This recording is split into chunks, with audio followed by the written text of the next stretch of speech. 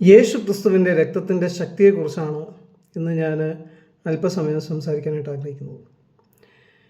നമുക്കറിയാം, ഭൂമിയിൽ മനുഷ്യനായിട്ട് ജനിച്ച് പാപമില്ലാതെ ജീവിച്ച ഏക വ്യക്തി കർത്താവായ യേശു ക്രിസ്തുവാണ്. മറ്റുള്ള എല്ലാവരിലും പാപമുണ്ട്. അപ്പോൾ നമുക്ക് പാപമുണ്ടോ ഇല്ലയോ എന്നറിയാൻ ഒരു ചെറിയ ടെസ്റ്റ്, പാപചിന്ത വരുന്നുണ്ടോ എന്നുള്ളതല്ല ടെസ്റ്റ്, മരണമുണ്ടോ എന്നതാണ് ടെസ്റ്റ്. നമ്മുടെ ശരീരത്തിൽ എവിടെയെങ്കിലും മരണമുണ്ടെങ്കിൽ എന്ന് പറഞ്ഞാൽ നമ്മുടെ റെഡ് സെൽസ് മരിച്ചിട്ട് പുതിയ റെഡ് സെൽസ് വരുന്നുണ്ടെങ്കിൽ, നമ്മൾ ചിരഞ്ജീവി അല്ലെങ്കിൽ നമ്മൾ എന്തെങ്കിലും മരിക്കും എന്നുള്ള ഒരു കാര്യം നമുക്ക് തന്നെ അറിയാമെങ്കിൽ, ഈ മരണം എന്ന് പറയുന്നത് പാപത്തിൻ്റെ ശമ്പളമാണ് എന്നാണ് വേദപുസ്തകം പറയുന്നത്. അപ്പോൾ പാപിയാണോ അല്ലയോ എന്നറിയാൻ മരണമുണ്ടോ ഇല്ലയോ എന്ന് നോക്കിയാൽ മതി. പാപത്തിൻ്റെ റിസൾട്ടാണ് മരണം, മരണാനന്തര ദ്രവത്വം. മരണവും ദ്രവത്വവും പാപത്തിൻ്റെ റിസൾട്ടാണ്. നിങ്ങൾ വ്യക്തിപരമായി ചെയ്ത പാപമായിരിക്കണമെന്നില്ല. മാനവരാശി എന്ന് പാപം ചെയ്തോ, എന്ന് ദൈവത്തിൽ നിന്ന് അകന്നു പോയോ, അന്ന് മുതൽ മാനവരാശിക്കകത്ത് വാഴുന്ന ഒരു ശക്തിയാണ് പാപം. പാപത്തെ പല രീതിയിൽ ആളുകൾ വ്യാഖ്യാനിച്ചിട്ടുണ്ട്. ഞാൻ തന്നെ ഒരു വലിയൊരു സീരീസ് ചെയ്തിട്ടുണ്ട് പാപത്തെക്കുറിച്ച്. ഹമാർത്തിയ എന്ന് പറയുന്ന ലക്ഷ്യം തെറ്റുക എന്ന് പറയുന്ന ഒരു വാക്കാണ് പാപത്തിന് വേണ്ടി ഉപയോഗിച്ചിരിക്കുന്നത്. എന്നാൽ എൻ ടി റൈറ്റ് പോലെയുള്ള വലിയ ദൈവദാസന്മാർ പാപത്തിൻ്റെ ഡെഫിനേഷനായിട്ട് വിഗ്രഹാരാധനയാണ് ഉൾപ്പെടുത്തുന്നത്. അവിടെ നമ്മൾ മനസ്സിലാക്കേണ്ടത് കേവലം പുറമേ ഉള്ള വിഗ്രഹങ്ങളല്ല കേട്ടോ. അവിടെ ഉദ്ദേശിക്കുന്നത് നമ്മുടെ അകമേയുള്ള വിഗ്രഹങ്ങൾ. നമ്മൾ ഏതെങ്കിലും വ്യക്തികളെയോ ശക്തികളെയോ ഏതെങ്കിലും സ്വഭാവങ്ങളെയോ വിഗ്രഹങ്ങളാക്കുന്നുണ്ടെങ്കിൽ അത് ഇങ്ങനെയുള്ള എല്ലാം കൂടെ അടങ്ങുമ്പോൾ ഒരുപാട് വിഗ്രഹങ്ങളായി പോകും. പാപമെന്ന് പറയുന്നത് വിഗ്രഹാരാധനയാണ്. എന്ന് വെച്ചാൽ, എന്നാണോ മനുഷ്യൻ ദൈവത്തിന് സറണ്ടർ ചെയ്യുന്നതിന് പകരം, ദൈവത്തെ ആരാധിക്കുന്നതിന് പകരം, ദൈവത്തിന് പൂർണ്ണമായ മഹത്വം ആരാധനയും കൊടുക്കുന്നതിന് പകരം സ്വേച്ഛ ആഗ്രഹിച്ച് ദൈവത്തെ പോലെ ആകാൻ ആഗ്രഹിച്ചത്, അന്ന് മുതൽ അവനൊരു വിഗ്രഹമായി തീർന്നിരിക്കുകയാണ്. അവന് ഒരു വിഗ്രഹമായി തീർന്നിരിക്കുകയാണ്. അവൻ്റെ ലക്ഷ്യം തെറ്റിപ്പോയി. അവനെ ദൈവം സൃഷ്ടിച്ചത് എന്തിനു വേണ്ടിയാണ്? ദൈവത്തിൻ്റെ സ്വഭാവമാകുന്ന സ്നേഹം പ്രതിഫലിപ്പിക്കാനും മറ്റുള്ളവരെ സ്നേഹത്തിൽ ശുശ്രൂഷിക്കാനും ആ ദൈവസ്നേഹത്തിൽ നിറഞ്ഞ് ദൈവത്തെ മഹത്വപ്പെടുത്താനും വേണ്ടിയാണ്. എന്നാൽ ഇതൊന്നും ചെയ്യുന്നതിന് പകരം ലക്ഷ്യം തെറ്റിയിട്ട് പിശാച് പറഞ്ഞ വാക്ക് കേട്ടിട്ട് അവൻ ദൈവത്തെ പോലെ ആകാൻ ആഗ്രഹിച്ചു. ഏത് കാര്യത്തിൽ? സ്നേഹത്തിൻ്റെ കാര്യത്തിലല്ല. സ്നേഹത്തിൻ്റെ കാര്യത്തിൽ അവൻ അപ്പോഴേ ദൈവത്തെ പോലെ ആണല്ലോ. ദൈവം അവൻ്റെ സ്വരൂപത്തിലും അവൻ്റെ സാദൃശ്യത്തിലും മനുഷ്യനെ സൃഷ്ടിച്ചു. അവൻ്റെ അതേ സ്ഥാനം ദൈവം മനുഷ്യന് കൊടുത്തില്ല എന്നേ ഉള്ളൂ.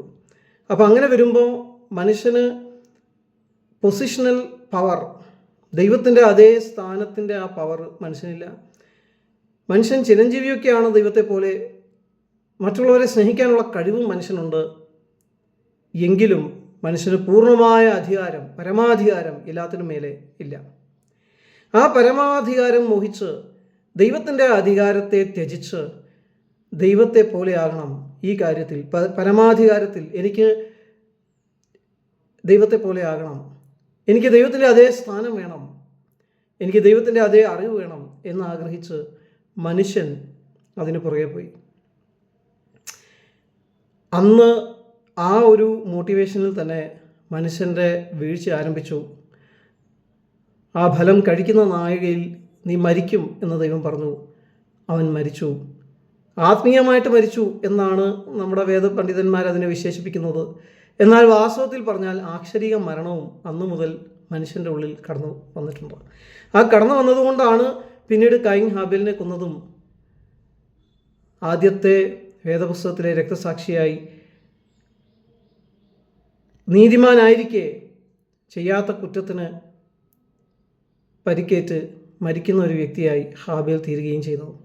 ഹാബേലിൻ്റെ രക്തത്തിന് നീതിയുണ്ട്. ഹാബേലിൻ്റെ രക്തം ഒരു നീതിയെപ്പറ്റി സംസാരിക്കുന്നുണ്ട്. ഞാൻ നീതിമാനാണ്, ഞാൻ ചെയ്യാത്ത കുറ്റം ആരോപിച്ചിട്ടാണ് എന്നെ കൊന്നിരിക്കുന്നത്. എന്നാൽ ഈ ഹാബേലിൻ്റെ രക്തത്തെക്കാളും അധികം നീതിയുള്ള ഒരു രക്തം ഇനിയും വരാനുണ്ട്. അന്ന് ഹാബേൽ അവിടെ മരിച്ചു. പാപത്തിൻ്റെ ശമ്പളം മരണം. കിട്ടേണ്ടിയിരുന്നത് ആദാമിനും ഹവ്വയ്ക്കും, പക്ഷെ കിട്ടിയത് ഹാബേലിന്. അതും വീണ്ടും നമ്മളൊക്കെ എന്ന് പറയുന്ന പോലെ ഞാൻ ഇത് അർഹിക്കുന്നില്ല, വേറെ ആർക്കോ വരേണ്ട ശിക്ഷയാണ് എനിക്ക് വന്നിരിക്കുന്നത് എന്ന് പറയുന്നത് പോലെ ദൈവത്തിന് തെറ്റ് പറ്റിയതാണോ? ഞാനല്ലോ പാപം ചെയ്തത്, വേറെ ആരോ പാപം ചെയ്തു, അതിൻ്റെ എഫക്റ്റ് എനിക്ക് വന്നിരിക്കുകയാണ് എന്ന് നമ്മൾ പലപ്പോഴും പറയുന്നത് പോലെ പല രാജ്യങ്ങളിൽ നിന്ന് വളരെയധികം ദാരിദ്ര്യത്തിലാണ്. ഇറാനൊക്കെ വളരെയധികം ദാരിദ്ര്യത്തിലേക്ക് പോയിക്കൊണ്ടിരിക്കുകയാണ്. വെനസ്വേല, അങ്ങനെയുള്ള രാജ്യങ്ങളിലെ കുഞ്ഞുങ്ങളൊന്ന് ചിന്തിക്കുന്നുണ്ടാവും, ഞങ്ങളെന്ത് തെറ്റാണ് ചെയ്തത്, ഞങ്ങളുടെ പിതാക്കന്മാർ ചെയ്തു, അവർ പാപത്തിൻ്റെ വഴി തിരഞ്ഞെടുത്തു, ഞങ്ങൾക്ക് എന്തുകൊണ്ട് ഇത് വന്നിരിക്കുന്നു, ഞങ്ങൾക്ക് എന്തുകൊണ്ട് ഇന്ന് ദാരിദ്ര്യം വന്നിരിക്കുന്നു, ഞങ്ങൾക്കിന്ന് എന്തുകൊണ്ട് ഒരു ശപിക്കപ്പെട്ട ജീവിതം ലഭിച്ചിരിക്കുന്നു. പല കുടുംബങ്ങളുടെയും അവസ്ഥ അതാണ്. കുഞ്ഞുങ്ങൾ തെറ്റൊന്നും ചെയ്തിട്ടില്ല, പക്ഷെ മാതാപിതാക്കന്മാർ ചെയ്ത പല കാര്യങ്ങൾ നിമിത്തം ഇന്നും അവർ കഷ്ടപ്പെടുന്നു. കടക്കിണിയിൽ ചിലർ അകപ്പെട്ടിരിക്കുന്നു. ചിലർക്കാണെങ്കിൽ രോഗങ്ങൾ, പല രീതിയിലുള്ള രോഗങ്ങൾ, അവരർഹിക്കാത്ത രീതിയിലുള്ള രോഗങ്ങൾ, ഈഡ്സ് പോലെയുള്ള രോഗങ്ങൾ, ക്യാൻസർ പോലെയുള്ള രോഗങ്ങൾ, പലർക്കും പല രീതിയിലുള്ള ബാധകൾ, ബുദ്ധിമുട്ടുകൾ അവർ സഹിച്ചുകൊണ്ടിരിക്കുകയാണ്. അപ്പോൾ ഈ പാപം എന്ന് പറയുന്നത് ആദാമിനെ കൊണ്ട് തീർന്ന സംഗതിയല്ല. ആദാമും ഹവ്വയും കൂടെ, അവർ രണ്ടുപേരെയും കൂടെ നമുക്ക് ആദാം, മാനവരാശി എന്ന് വിളിക്കാം. കാരണം എബ്രായ പദം ആദാം എന്ന് പറയുമ്പോൾ ഹ്യൂമാനിറ്റി എന്നാണ് അതിൻ്റെ ട്രാൻസ്ലേഷൻ. പാപം എന്ന് പറയുന്ന കാര്യം ആരംഭിച്ചത് ഈ ഒരു കപ്പിളിലാണ് എന്ന് നമ്മൾ പറഞ്ഞാലും അത് വാസ്തവത്തിൽ മാനവരാശിയുടെ മുഴുവൻ അവസ്ഥയാണ്. ആ മാനവരാശിയുടെ മുഴുവൻ അവസ്ഥയെ ഒരു കപ്പിൾ എന്നുള്ള രീതിയിൽ പ്രദർശിപ്പിക്കുകയാണ്. പല ആളുകളും നിങ്ങളോട് പറയും, ഇങ്ങനെയൊരു കഥ ഒരിക്കലും സംഭവിച്ചിട്ടില്ല, ഇതൊക്കെ വെറുതെ ആളുകൾ ഉണ്ടാക്കിയ കഥയാണ്. ഞാൻ നിങ്ങളോട് പറയട്ടെ, ഇത് പ്രതീകാത്മകമായ ഒരു കഥയാണ്. ഇപ്പോൾ ഞാൻ നിങ്ങൾക്ക് ഒരു കാര്യം മനസ്സിലാക്കി തരണമെന്നുണ്ടെങ്കിൽ ആ കാര്യം എനിക്കിപ്പോൾ അന്നത്തെ ഒരു അവസ്ഥയിലേക്ക് നിങ്ങളെ കൊണ്ടുപോകാനോ അല്ലെങ്കിൽ അന്നത്തെ യാഥാർത്ഥ്യത്തിലേക്ക് നിങ്ങൾക്ക് കൊണ്ടുപോകാനോ സാധിക്കാതെ വരുമ്പോൾ ഞാൻ ചില ഉപമകൾ ഉപയോഗിക്കും. എന്ന് പറയുന്നത് മാതിരി പ്രതീകാത്മകമായ രീതിയിലാണ് ഇവിടെ ദൈവം മോശയോട് സംസാരിക്കുന്നത്. മാനവരാശി ഉണ്ടായിട്ട് 70,000 വർഷങ്ങൾ കഴിഞ്ഞു, ലക്ഷക്കണക്കിന് വർഷങ്ങൾ കഴിഞ്ഞു. എന്നാൽ മോശ എന്ന് പറയുന്ന വ്യക്തി ജീവിക്കുന്നത് കേവലം ഒരു 4,000 വർഷങ്ങൾക്ക് മുമ്പാണ്, അല്ലെങ്കിൽ ഒരു 3,000 വർഷങ്ങൾക്ക് മുമ്പാണ്. അപ്പോൾ ആ 3,000 വർഷങ്ങൾക്ക് മുമ്പുള്ള ആ മോശെ, അവന് സയൻസ് അറിയില്ല, അവന് ടെക്നോളജി അറിയില്ല, അവന് ഈ കാര്യങ്ങളെപ്പറ്റി വലിയ ആഴത്തിലുള്ള ജ്ഞാനമില്ല. അങ്ങനെയുള്ളൊരു വ്യക്തിയോട് സംസാരിക്കുമ്പോൾ പ്രതീകാത്മകമായ രീതിയിൽ സംസാരിച്ചെങ്കിലേ ഒക്കെ ഉള്ളൂ, എന്നാലേ അവർക്ക് ഇത് മനസ്സിലാക്കാനായിട്ട് സാധിക്കുള്ളൂ. അപ്പോൾ ദൈവം ഒരു കുഞ്ഞോട് സംസാരിക്കുമ്പോൾ അവൻ്റെ ഭാഷയിലാണ് സംസാരിക്കുക. ഒരു വലിയ ഫിലോസഫറിനോട് സംസാരിക്കുന്ന ഭാഷയിൽ സംസാരിച്ചാൽ കുഞ്ഞുങ്ങൾക്ക് മനസ്സിലാവില്ല. അപ്പോൾ ഓരോരുത്തരുടെ അളവിനൊത്തവണ്ണം, ഓരോരുത്തരുടെ അവസ്ഥയ്ക്കൊത്തവണ്ണം ഇറങ്ങി വന്ന് സംസാരിക്കുന്ന ദൈവം മോശയ്ക്ക് വെളിപ്പെടുത്തി കൊടുത്തു. ഈ ഒരു കഥയിലൂടെ മനുഷ്യൻ ദൈവത്തെ പോലെ ആകാൻ ആഗ്രഹിച്ചു. അതാണ് സാരാംശം. മനുഷ്യൻ ഏത് കാര്യത്തിൽ ദൈവത്തെ പോലെ ആകാൻ ആഗ്രഹിച്ചു? സ്നേഹത്തിൻ്റെ കാര്യത്തിലല്ല, സ്ഥാനത്തിൻ്റെ കാര്യത്തിൽ, അധികാരത്തിൻ്റെ കാര്യത്തിൽ, ശക്തിയുടെ കാര്യത്തിൽ. ശക്തിയുടെ കാര്യത്തിൽ, അധികാരത്തിൻ്റെ കാര്യത്തിൽ, സ്ഥാനത്തിൻ്റെ കാര്യത്തിൽ ദൈവത്തിൻ്റെ സ്ഥാനത്തെത്തണം, ആ ഒരു അറിവിലേക്ക് എനിക്ക് വളരണം എന്ന് മനുഷ്യൻ ആഗ്രഹിച്ച ആ നാഴിക മുതൽ ആ ഫലം കഴിക്കുക എന്ന് പറയുന്നത് അതൊരു ആക്ട് മാത്രമാണ്. അത് ഈ പറയുന്ന സ്റ്റോറിക്കകത്ത് അങ്ങനെ ഒരു ഫലം എന്ന് പറഞ്ഞിട്ട് കൊടുത്തു എന്ന് മാത്രമേ ഉള്ളൂ. അന്നത്തെ നറേഷൻ്റെ സ്റ്റൈലാണത്. എന്ന് പറഞ്ഞാൽ ടാഞ്ചിബിൾ ആയിട്ടുള്ള രീതിയിൽ അവർ പറഞ്ഞെങ്കിൽ മാത്രമേ ആളുകൾക്ക് അത് അവരുടെ ഭാവനയിൽ കാണാനും ആ കാര്യങ്ങളെ കുറിച്ച് ഒരു ബോധമുണ്ടാകാനുമായിട്ട് സാധിക്കുള്ളൂ. ഇന്നത്തെ പോലെ ആബ്സ്ട്രാക്ട് ടേംസിൽ, ഫിലോസോഫിക്കൽ ടേംസിൽ പറഞ്ഞാൽ അന്നത്തെ ആളുകൾക്ക് പലർക്കും, സാധാരണ ആളുകളാണ്, ഒരു സ്റ്റോറി രൂപത്തിലാണ് അവർ കാര്യങ്ങൾ മനസ്സിലാക്കുന്നത്, കാര്യങ്ങൾ ഓർത്തു വയ്ക്കുന്നത്. അങ്ങനെയുള്ളവർക്ക് അത് മനസ്സിലാവില്ല. അതുകൊണ്ട് അവർക്ക് അങ്ങനെ ഒരു സ്റ്റോറി പറഞ്ഞു കൊടുത്തത് ദൈവം ആ സ്റ്റോറിയിലൂടെ കൺവേ ചെയ്യുന്നത് ആദാം എന്ന് പറയുമ്പോൾ ഹ്യൂമാനിറ്റി, മാനവരാശി മുഴുവനും, ആ കപ്പിൾ എന്ന് പറയുന്നത് ഈ മാനവരാശിയെ മുഴുവനും പ്രതിനിധീകരിക്കുന്ന ഒരു കുടുംബം. ആ ഒരു കുടുംബം ഈ മാർഗം തിരഞ്ഞെടുത്തു. അതുമൂലം അവരുടെ മക്കളിലേക്കും അവരിലേക്കും മരണം കടന്നു വന്നു. മരണം എന്ന് പറയുന്നത് കേവലം ആ കൈൻ ഹാബേലിനെ കൊന്നു, ഹാബേൽ മരിച്ചു എന്ന് പറയുന്ന സംഗതി മാത്രമല്ല. ഹാബേലിൻ്റെ അകത്തുണ്ടായ ചിന്തകൾ, കൈൻ്റെ അകത്തുണ്ടായ ചിന്തകൾ, ഇതെല്ലാം മരണത്തിലേക്കുള്ള ചിന്തകളാണ്. നമ്മൾ ശരിക്കും പരിശോധിച്ച് നോക്കിയാൽ ഹാബേലിനെക്കാളും കൈൻ്റെ അകത്തുണ്ടായ ചിന്തകൾ അതെല്ലാം മരണത്തിലേക്കുള്ള ചിന്തകളാണ്. കാരണം കൈൻ്റെ അകത്തുണ്ടായ ചിന്തകൾ എന്താണ്? അസൂയ, പക, പിണക്കം, കയ്പ്, വിദ്വേഷം, ഇതൊക്കെയാണ് അവസാനം അവനെ കൊല്ലണം എന്നുള്ള ആഗ്രഹത്തിലേക്കും മരണത്തിലേക്കും വഴിയൊരുക്കിയത്. ഇനി മരണം അവരുടെ ജീവിതത്തിലേക്ക് കടന്നു വന്നു കഴിഞ്ഞു. അവരുടെ റെഡ് സെൽസ് ഒക്കെ മരിക്കാൻ തുടങ്ങി, അവരുടെ സ്കിൻ സെൽസ് ഒക്കെ മരിക്കാൻ തുടങ്ങി, അവരുടെ മുടിയൊക്കെ നരയ്ക്കാൻ തുടങ്ങി. ഈ പറയുന്ന ആളുകൾ ആ ഏദൻ തോട്ടത്തിൽ നിന്ന് പുറത്തു പോയ ശേഷവും, ഏദൻ തോട്ടവും എന്ന് പറയുന്നത് അങ്ങനെ ഒരു തോട്ടം എവിടെയോ ഉണ്ട് എന്നുള്ള രീതിയിൽ നിങ്ങൾ അന്വേഷിക്കാൻ നടക്കണ്ട. അതൊരു ഹൈപ്പോത്തറ്റിക്കൽ തോട്ടമായിരിക്കാം. ദൈവം നമ്മളൊരു കഥ പറയുമ്പോൾ ഒരു കഥയ്ക്ക് ഒരു സെറ്റിംഗ് ഉണ്ടാക്കണ്ടേ, അല്ലേ? ഇപ്പം നമ്മൾ സിനിമ കാണാൻ പോകുമ്പോൾ ഒരു കഥ, ആ കഥയിലൂടെ ഒരു സന്ദേശം കൊടുക്കാനായിട്ട് ഉദ്ദേശിക്കുന്നു. ആ സന്ദേശത്തിനാണ് പ്രാധാന്യം. ആ സന്ദേശം കൊടുക്കാനായിട്ട് ഉദ്ദേശിക്കുമ്പോൾ അതിലെ ക്യാരക്ടേഴ്സിന് പല പേരായിരിക്കും, അതിന് ഉപയോഗിക്കുന്ന സെറ്റിങ് പലതരം സെറ്റിംഗ് ആയിരിക്കും. ഓരോ ആൾക്കാരുടെ ഭാവനയിൽ ഏത് സെറ്റിംഗ് ആണോ വരുന്നത് അതിനനുസരിച്ച്. അപ്പോൾ ഒരു സെറ്റിംഗ് ദൈവം തിരഞ്ഞെടുത്തു, അത്രയേ ഉള്ളൂ. അതിനൊരു തോട്ടം എന്നുള്ളൊരു പേരും വിളിച്ചു. ആ തോട്ടം എന്ന് പറയുന്ന പേരിന്, ആ ഒരു സെറ്റിങ്ങിനകത്ത് ദൈവം ഈ ഒരു കഥാപാത്രങ്ങളെ അവതരിപ്പിച്ചുകൊണ്ട് ഒരു മെസ്സേജ്, ഒരു ദൈവിക സന്ദേശം നമുക്ക് തരികയാണ്. എന്താണ്? നമ്മൾ എന്നാണോ അഹങ്കാരികളായിത്തീരുന്നത്, എന്നാണോ സ്വേച്ഛ ആഗ്രഹിക്കുന്ന വ്യക്തികളായിത്തീരുന്നത്, എന്നാണോ നമ്മൾ ദൈവത്തിലുള്ള നമ്മുടെ സമർപ്പണം മാറ്റിവെച്ചിട്ട് സകലവും ദൈവത്തിന് സമർപ്പിക്കുന്ന, ദൈവത്തിന് സറണ്ടർ ചെയ്യുന്ന അവസ്ഥയിൽ നിന്ന് മാറിയിട്ട് നമ്മൾ സ്വന്തം ഇച്ഛ തേടി പോകുന്നത്, എന്നാണോ മാനവരാശിയുടെ ആരംഭം മുതലുള്ള എല്ലാ മനുഷ്യരും ഇതിലേക്ക് തിരിഞ്ഞത്, അന്ന് മുതൽ മരണം മാനവരാശിയിൽ മുഴുവൻ വാണുകൊണ്ടിരിക്കുകയാണ്. അപ്പോൾ ആദാമിലും ഹവ്വയിലും അല്ലേ ഈ മരണത്തിൻ്റെ എഫക്റ്റ് ഉണ്ടാകാൻ പാടുള്ളൂ, അതിൻ്റെ കോൺസിക്വൻസസ് ഉണ്ടാകാൻ പാടുള്ളൂ. പക്ഷെ അത് വന്നിരിക്കുന്നത് കൈനിലും വന്നു, ഹാബേലിലും വന്നു. ഹാബേലാണ് ആദ്യമായിട്ട് മരിക്കുന്നത് എന്ന് പറഞ്ഞാൽ സിഫിലിസ് മാതിരി, എയ്ഡ്സ് മാതിരി ജനറ്റിക്കലി ഇത് പോവാണ്. മരണത്തിൻ്റെ എഫക്റ്റ് അവരുടെ ശരീരത്തിൽ ആ എഫക്റ്റ് ഉണ്ട്, അവരുടെ ജീവിതങ്ങളിൽ ആ എഫക്റ്റ് ഉണ്ട്, അവരുടെ മക്കളുടെ ജീവിതങ്ങളിലും ഈ മരണത്തിൻ്റെ എഫക്റ്റ് ഉണ്ട്. ഈ മരണം നിങ്ങളിൽ ഉണ്ടെങ്കിൽ തീർച്ചയായിട്ടും നിങ്ങളൊരു പാപിയാണ്. അങ്ങനെ പാപിയാണെങ്കിൽ ആ പാപിയായ വ്യക്തിക്ക് വേണ്ടിയുള്ള മരുന്നാണ് യേശു ക്രിസ്തുവിൻ്റെ രക്തം. ഹാബേൽ രക്തസാക്ഷിയായി തീർന്നു എന്ന് പറയുമ്പോൾ ഒരു കഥയിലുള്ളൊരു കഥാപാത്രം മരിച്ചു എന്നുള്ള രീതി നിങ്ങൾ ചിന്തിക്കേണ്ട. വാസ്തവമായിട്ടും ഒരു ഹാബേൽ ഉണ്ടായിരിക്കാം, ആ ഹാബേൽ മരിച്ചിരിക്കാം. അതേമാതിരി ഹാബേലിൻ്റെ രക്തത്തെക്കാളും ഗുണകരമായി സംസാരിക്കുന്ന, ഹാബേലിൻ്റെ രക്തം വെഞ്ചൻസിന് വേണ്ടിയാണ് സംസാരിക്കുന്നത്. ഞാൻ തെറ്റൊന്നും ചെയ്തില്ല, അതും തെറ്റ് ചെയ്യാതെ ഞാൻ മരിക്കുന്നു, ദൈവമേ എൻ്റെ രക്തത്തിന് നീ കണക്ക് ചോദിക്കണം. എന്നാൽ രക്തത്തിന് കണക്ക് ചോദിക്കുന്ന ഒരു രക്തമല്ല, മറിച്ച് മറ്റുള്ളവരുടെ പാപത്തിൻ്റെ കണക്ക് തീർക്കുന്ന ഒരു രക്തം. ആ രക്തമാണ് കർത്താവായ യേശു ക്രിസ്തുവിൻ്റെ രക്തം. അപ്പോൾ ആ രക്തത്തിൻ്റെ വില എത്ര അധികമാണ് ഒന്ന് ചിന്തിച്ചു നോക്കിയേ. കർത്താവായ യേശു ക്രിസ്തു എന്ന് പറഞ്ഞാൽ ദൈവം, സ്നേഹവാനാകുന്ന ദൈവം ദേഹരൂപമെടുത്ത് വന്നിരിക്കുക.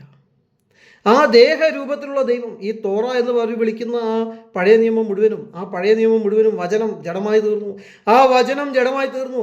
അവരുടെ പഴയ നിയമത്തിലെ ദൈവാലയത്തിലുള്ള ദൈവ സാന്നിധ്യത്തെയാണ് അവർ ടാബർനാക്കിളിംഗ് പ്രസൻസ് എന്ന് പറയുന്നത്.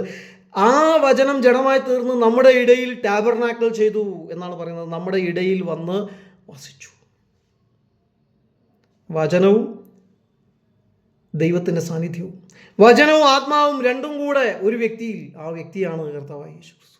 ആ കർത്താവായ യേശു ക്രിസ്തു, അവനിൽ വിശ്വസിക്കുന്ന ഏവനും നിത്യജീവൻ ഉണ്ട് എന്ന് സ്ഥാപിക്കാൻ വേണ്ടിയാണ് യോഹന്നാൻ തൻ്റെ സുവിശേഷവും തൻ്റെ എഴുത്തുകളും എഴുതിയത്. അപ്പോൾ അവനിൽ വിശ്വസിക്കുന്നവർക്ക് എന്ത് ലഭിക്കും? പാപമോചനം എന്ന വീണ്ടെടുപ്പ് ലഭിക്കും. ഈ പാപമുണ്ടല്ലോ, പാപം കാരണമാണല്ലോ മരണവും തൃത്വവും വന്നിരിക്കുന്നത്. മനുഷ്യനിലേക്ക് മാത്രമല്ല, ഈ പ്രപഞ്ചത്തിൽ തന്നെ വന്നിരിക്കുന്നത്. അതിനെ മുഴുവനും മാറ്റാനായിട്ട് യേശു ക്രിസ്തുവിൻ്റെ രക്തത്തിന് കഴിവുണ്ട്, ദൈവത്തിൻ്റെ രക്തത്തിന് കഴിവുണ്ട്.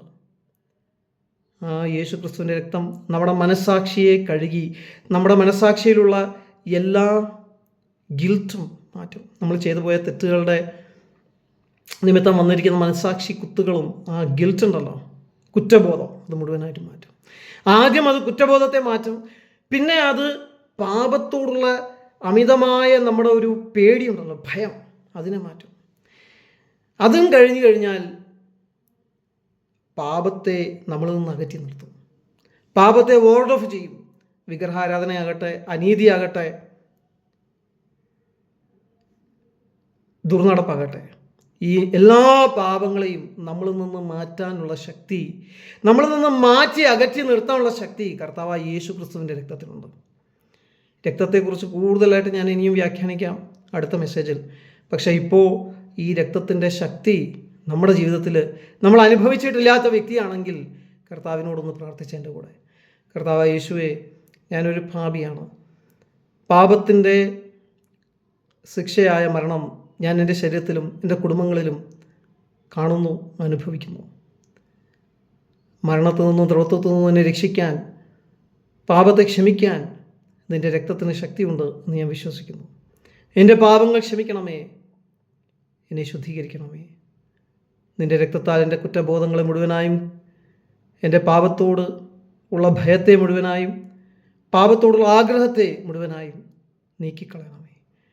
നിൻ്റെ രക്തം ഹാബേലിൻ്റെ രക്തത്തെക്കാൾ ഗുണകരമായി സംസാരിക്കുന്നു എന്ന് ഞാൻ തിരിച്ചറിയുന്നു കർത്താവേ. നിന്നെ എൻ്റെ രക്ഷിതാവും എൻ്റെ കർത്താവുമായി ഞാൻ പൂർണ്ണ ഹൃദയത്തോടെ സ്വീകരിക്കുന്നു. എൻ്റെ ഈ പ്രാർത്ഥന സ്വീകരിച്ച് എന്നെ ശുദ്ധീകരിച്ച് എന്നെ പുതിയ സൃഷ്ടിയാക്കി, നിൻ്റെ മകനാക്കി, നിൻ്റെ മകളാക്കി ഇന്ന് തന്നെ, ഇപ്പോൾ തന്നെ തീർക്കണമേ. നീ തരുന്ന ആ നിത്യജീവൻ, വരാനിരിക്കുന്ന രാജ്യത്തിൽ ഞങ്ങൾക്ക് ലഭിക്കാൻ പോകുന്ന ആ നിത്യജീവൻ, അതിൻ്റെ ആഴങ്ങൾ മനസ്സിലാക്കാൻ എന്നെ സഹായിക്കണമേ. അത് അവകാശമാക്കുവാൻ എന്നെ സഹായിക്കണമേ. നിൻ്റെ രക്തത്തിന് അതിനായിട്ട് എന്നെ യോഗ്യനാക്കാൻ കഴിയും എന്ന് ഞാൻ അറിയുന്നു. നീ പാപങ്ങൾ ക്ഷമിച്ചെങ്കിൽ മാത്രമേ ഞങ്ങൾ നിൻ്റെ സന്നിധിയിൽ നീതീകരിക്കപ്പെടുകയുള്ളൂ എന്ന് ഞാൻ അറിയുന്നു. നിൻ്റെ കരങ്ങളിലേക്ക് എന്നെ തന്നെ ഏൽപ്പിക്കുന്നു. എന്നെ ശുദ്ധീകരിക്കണമേ കർത്താവേ. പാപത്തോടുള്ള താല്പര്യങ്ങളും എന്നിൽ നിന്ന് അകറ്റണമേ. പാപമെന്ന് പറയുന്നത് ലക്ഷ്യമില്ലായ്മയാണല്ലോ. ദൈവസ്നേഹത്തിൽ നിന്നും അകറ്റി വെറുപ്പിലേക്കും വിദ്വേഷത്തിലേക്കും കയ്പിലേക്കും പകയിലേക്കും പിണക്കിലേക്കും നയിക്കുന്ന ആ ശക്തികളിൽ നിന്നും എന്നെ വിടുവിച്ച് ആ ദൈവസ്നേഹത്തിലേക്ക് എന്നെ മടക്കി വരുത്തണമേ. നിൻ്റെ രക്തം അങ്ങനെയുള്ള വിഗ്രഹങ്ങളെല്ലാം എൻ്റെ മനസ്സിൽ നിന്ന് ഉടച്ചു കളയും. നിൻ്റെ രക്തം അനീതിയുടെ പാതകളിൽ നിന്ന് എന്നെ രക്ഷിക്കും. നിൻ്റെ രക്തം എൻ്റെ മനസ്സാക്ഷിയെ പൂർണ്ണമായി ശുദ്ധീകരിച്ച് അനീതിയുടെയും വിഗ്രഹാരാധനയുടെയും ദുർനടപ്പിൻ്റെയും പാതയിൽ നിന്നും എന്നെ സംരക്ഷിക്കും എന്ന് ഞാൻ വിശ്വസിക്കുന്നു. നിൻ്റെ രക്തത്താൽ എന്നെ മുഴുവനായും ശുദ്ധീകരിക്കണം. ദേഹം ദേഹിയാത്മാവും എനിക്കുള്ള സകലവും യേശുവിൻ നാമത്തിൽ തന്നെ ആമേൻ.